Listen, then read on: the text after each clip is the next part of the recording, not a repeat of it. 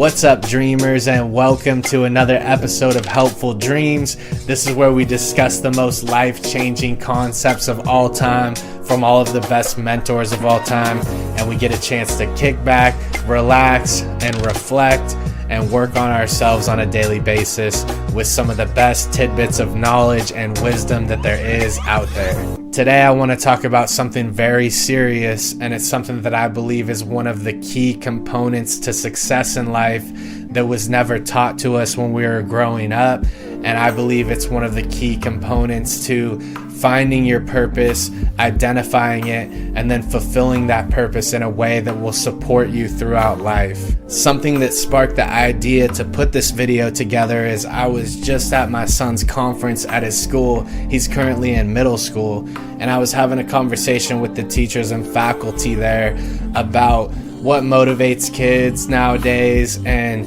certain aspects of the education system that are lacking in certain areas. Speaking with these people that worked inside the education system helped me reflect on certain epiphanies that I came to early in life that actually made the difference and led me to a more successful and fulfilling life. And it's things that I learned from mentors like Rohn and Zig Ziglar.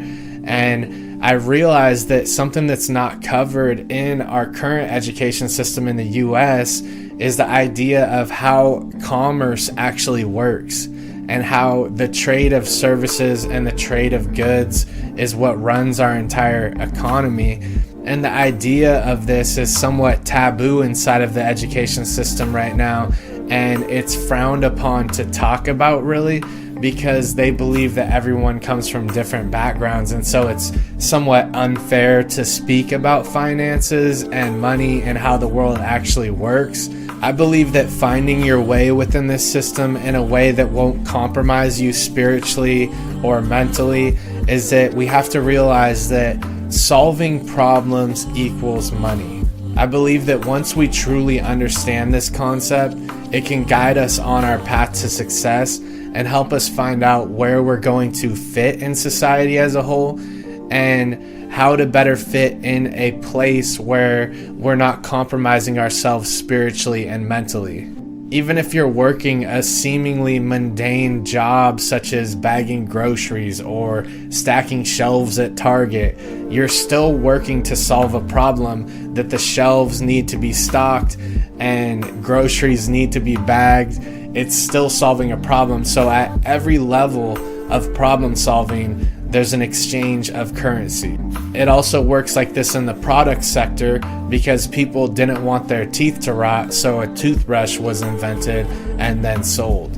You can either develop the skill or product to solve the problem, or you can learn to manage people that have the skills or can develop the products that solve a problem. When we're brought up in schools in the US, we're commonly taught information that won't even be applicable in our actual lives and that we won't even use on a daily basis. And we also are conditioned to go straight into the workforce or straight into college to follow a path of preset goals that are determined for us. And one of the scarier things is that once we get into the workforce, it's actually less beneficial for your boss and managers to let you know your true value, because they know that if you know your true value, it may cost more for them in the long run. And people go their whole careers striving to get approval from their bosses and managers on how they're doing a good job or that they are truly valuable, when that approval will never come back around because it's not strategically sound for them to do that. Because of this, we cannot rely on approval from our higher ups, and we have to develop motivation within ourselves to believe in ourselves and know our true value, and then also articulate that. The ability to articulate your true value to those that matter is one of the biggest skills that you need to develop if you're moving up in the workforce. When we're standing at the end of our time at public schools and looking out into the real world, we're commonly met with two choices. We can either go into school and we can go along a path of predetermined goals and objectives, or we can create our own goals and objectives and go that route into the workforce or business. There are careers out there that do require a formal education and someone to look over you as you go through your education process. If you want to be a brain surgeon, yes, you do need to go through school where you're monitored and you're certified and you go through that process, because that's a very highly specialized skill. But with other things such as commerce or business and bringing different talents to the table that are going to provide solutions in the marketplace, we can go about it a different way. For me, the path that led to most fulfillment was focusing on how to identify problems and how to bring a solution to those problems. I believe that the world would be a better place if we were taught a better understanding about the difference between these two. I come from the generation that was told to just go straight out of school, out of high school, straight into college and sign on the dotted line for a $70,000 to $100,000 loan without even thinking about it. And if you're 18 and sometimes even younger, you have all these people talking in your ear telling you you should go to college because that's the thing to do. And you should go directly into it after high school without any thought, because this is what happens after high school. They say that this is the key way to make more money and have a better income. But the truth is you get a higher paying job and then you're looking at having a payment towards that loan that brings your income back down to where it would have been if you had gone straight into the workforce. And unlike a home loan, a student loan, you can't resell. You can't go out and resell your student education to another person and get that money. With a home loan, you can go sell the house and say, oh, I messed up, sell the house, and then you're not out that much. It's actual equity for you that you can go and resell and get money back for. An education doesn't work like that. You can't go and sell your education to make back your loss. In the next coming years, the education system is going to be going through the biggest changes that we've ever seen. What I learned most from the mentors that we follow in this channel is that you must first find a purpose, and your purpose revolves around what solution you're going to bring to the table.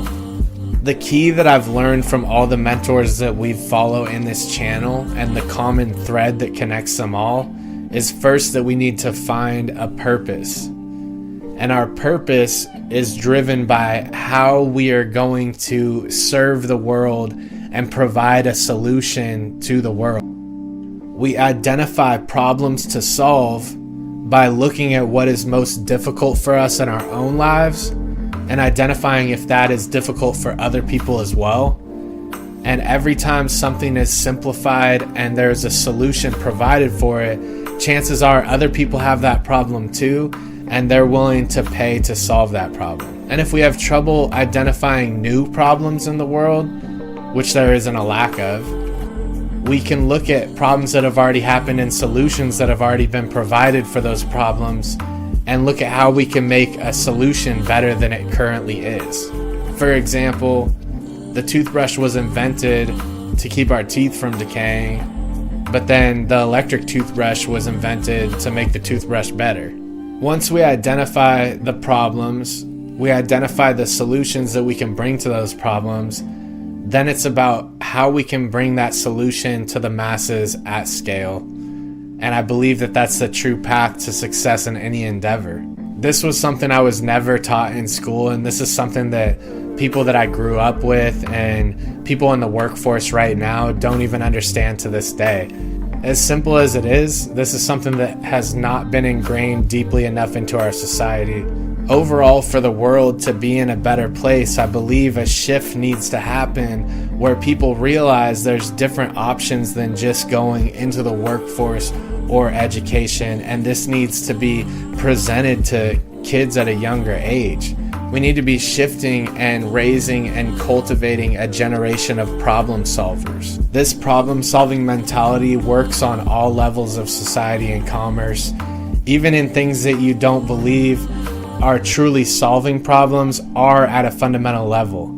You may think that somebody who makes pottery or fine art is not solving a problem particularly, but if you think about it, The observer that's looking at that art piece wants that art piece because it's filling something within themselves and it's solving a problem for them. And that problem may be that they don't have this specific beautiful art piece in their home and within their possession. At a fundamental level, each exchange of currency is solving a problem. That concludes our time for today. I kind of freestyled this one today, and I hope you guys enjoyed. I appreciate you guys for staying on for this long. If you like this type of content, please subscribe. It helps us spread it to more and more people, and I'll see you guys in the next one.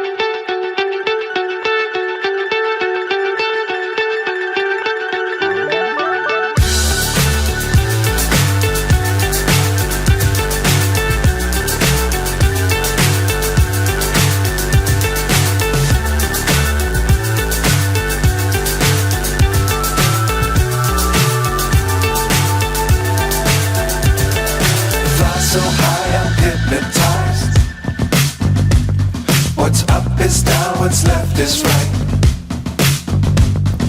Chasing stars and holding you. I can't see the end, but we'll see it through.